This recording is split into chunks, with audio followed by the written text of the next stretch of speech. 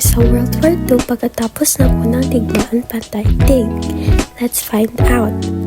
Ang World War II ay nagsimula sa September 1, 1939 noong ang pagsalakay ni Adolf Hitler sa Poland noong September 1939 ay nagtulak sa Great Britain at France na nagdeklara ng digmaan at humantong pa sa pagpapalit ng kanyang dominasyon sa Europa.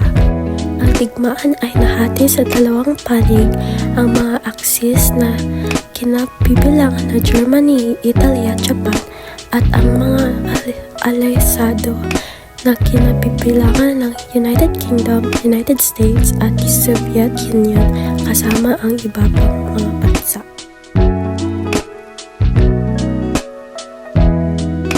Adolf Hitler ay isang Aleman na politiko na ipinanganak sa Austria na naging diktador ng Nazi Germany mula noong 1939-33 hanggang sa kanyang pagkamatay noong 1945. Sumulong tayo. Noong September 17, 1938 ay ang Union ng Soviet ay nagtatrabaho sa Kutsinrieto kasama si Hitler.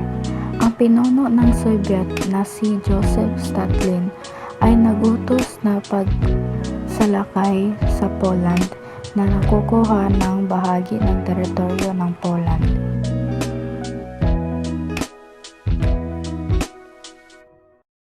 Sa dagat, nagsagawa ang Germany ng nakakapinsalang kampanya sa submarino sa pamamagitan ng U-boat laban sa mga merchant shipping na pagtungo sa Britain. Noong unang bahagi ng 1940, hinati ng Unyong Soviet ang Poland sa Almanya.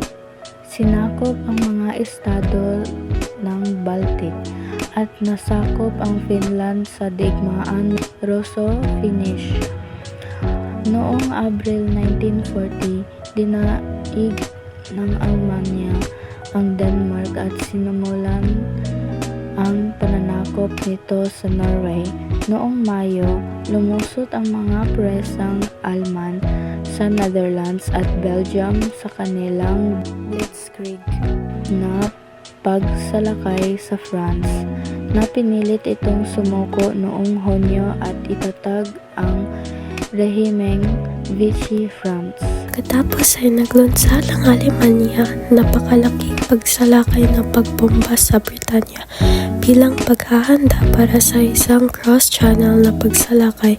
Ngunit pagkatapos matalo ng labanan sa Britanya, ipinaglaban ni Hitler ang pagsalakay ng walang katiyakan.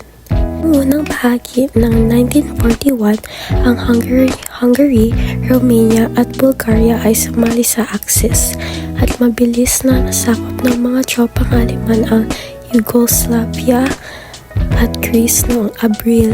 Noong Hunyo, inabonda na ni Hitler ang kanyang kasunduan sa Unyong Soviet at inilunsad ang Operation Barbarossa, isang napakalaking sorpresang pagsalakay ng Russia na humabot sa labas ng Moscow bago ang mga counter-shock ng Soviet at panahon ng taglamig ay nagpahinto sa pagsulong.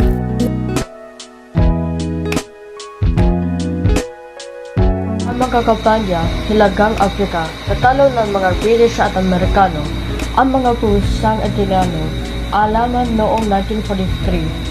Pagkatapos ay sinalakay ng mga alis at Silesian at Italia na pinilit na ibagsak ng resistang gobyerno noong Hulyo 1943. Kahit na ang pakikilaban sa mga Aleman ay patuloy sa Italia hanggang 1945. Sa Unyong Soviet, ang labanan sa Stalingrad 1943 ay minakahan ang pagtatapos ng pagsulong ng Alaman at unting-unting itinulak ng mga reinforcements sa Soviet sa malaking bilang ang mga hukbong Alemanan. Ang pagbalik ang malawakang sa pagsalakay ng Alay kang Luran Europe ay nagsimula ng Normandy Campaign sa kanlurang France 1944 at ang tuloy-tuloy sa pagsulong ng Allies ay pagnapapos na sa pananakop ng Germany noong 1945. Patapos itulak ng mga trupang Soviet ang mga pusang Alaman palabas ng ang Unyong Soviet simulong sa Poland.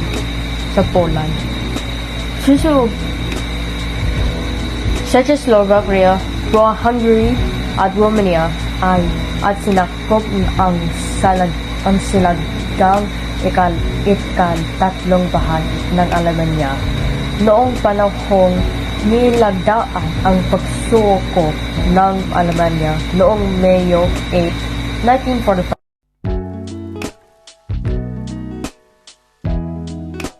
Natayang 40 billion hanggang 50 billion katawa ang namatay noong ikalawang digmaang pandaigdig, kabilang ang mga 6 million Judeyong lalaki, babae at bata na namatay sa Holocaust.